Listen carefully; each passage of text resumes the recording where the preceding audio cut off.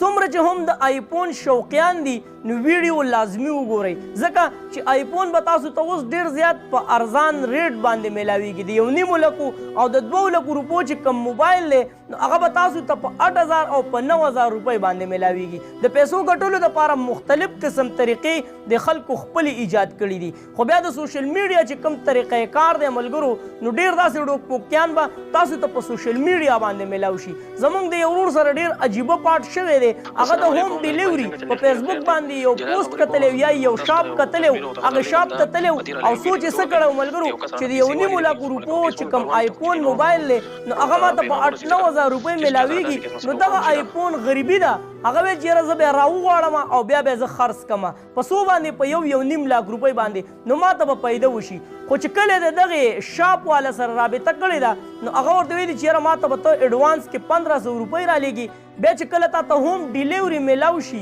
نو د هغې نه بعد به څه کې هغې نه بعد به ټول پیمنټ کې خو داسې هوم ډیلیوري موږ ډېرې لیدلي دي ملګرو چې په ډبي کې ورته خښته بنده کړي او ورته راولېږي نو دا چې کوم هوم ډیلیوري دي نو په 100 کې چېرته 1% یا 2% خلک به ټیک وي باقي ټول ډوک پوک دی زموږ د دې رور نه 1500 روپۍ چې کوم دی هغه راغوښتې دي او بیا یې ملګرو ورله موبایل نه رالیږو بیا ورته دا خبره کړې ده چیرې 4500 روپۍ چې کمې دي نو هغه به ته ماته نور رالیږي ځکه چې دلته پې ټیکس کېږي او پلانکې او ډنګرې نو د هغه رور نه هغه 1500 روپۍ ووالې خو ما د میسیج وکړو چې نوید به یې مهرباني وکړه چې په دې باندې یو ویډیو وکړه چې زموږ د نور وروڼو ته نقصان ور ونه رسي نو دا ویډیو شیر کول ډېر زیات لازمي دي بیا ملګرو دا کس چې کوم دی نو د سره ما خپله هم رابطه وکړه خو ما د میسیج جواب هم نه راکو او موبایل یې هم نه اوچتو خو په دې کې یو اهم خبره بله ده ملګرو زه ستاسو سره یو تصویر شیر کوم او شناختي کارت د ده پته چې کومه ده نو په دې شناختي کارت کې تاسو ته ښکاري بیا زموږ د دې ورور دا حلیه چې کومه ده هم تاسو ته ښکاري چې ماشاءالله ډېر بهترین ده خو دلته زه په دې تصویر والا باندې الزام نه لګوم نه زه دا ویم چې او دا شناختي کارت چې کوم دی نو دا به هم د دغه شاپ والا وي ځکه ملګرو داسې ډېر خلک تاسو کتلی دي چې هغه د بل تصویر استعمالوي د بل شناختي کارت استعمالوي او ګټه ځان له راولي او بدنامۍ بل څوک نو په دې شناختي کارت کې پته د یو ځای د ملګرو او چې دا کس کم دی نو وایي دا د کراچۍ دی پنجابی دی نو زموږ د دغه ورور سره یې دوکه کړې ده نو که دا تصویر والا ما ګوري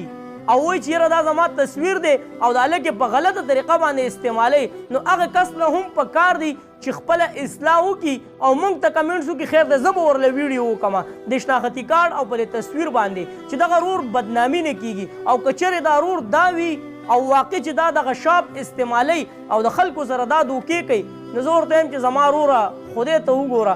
ځکه چې دا ژوند عرضي دی موږ به د دې دنیا نه ځو ولې دوکه کوئ ولې یو مسلمان ته تکلیف وررسوئ څومره خلک به تا په دې باندې دوکه کړي چیرې هغه به دا سوچ کړی چیرې دا آیفون به زه راوغواړم د 2 لکو روپو د 1.5 لکو روپو آیفون په 8000 روپۍ باندې میلاویږي زه به ځان له خرڅ کړم ځان له به څه په پیدې باندې راولم خو ملګرو تاسو هسې سوچ په خپله باندې وکئ چې داسې هم څوک شته چې هغه د 2 لکو د 1.5 لکو روپو سیز په 8000 روپۍ باندې ورکوي نو څنګه به د 1.5 او 2 لکو روپو سیز تاله ملګرو په 8000 او په 9000 روپۍ باندې درکړي نو دا چې کوم ډیلیوري سیسټم دی نو که په دې کې کوم ښه خلک دي نو هغوی هم د دې خلکو د لاسه بدنامیږي نو په دې باندې د ایکشن واخیستلی شي د دې کس دا نمبر هم زه ستاسو سره شریک کوم دا نمبر یې دی که چېرې تاسو ورسره رابطه وکړو د دې سړي نه معلومات وکړو چې دا سړی کوم ځای سره دی او که څوک داسې وي چې دا نمبر ټریس کولی شي چې د دې سړي لوکیشن په کوم ځای کې دی نو زموږ هغه ورور وایي چې یاره نوید به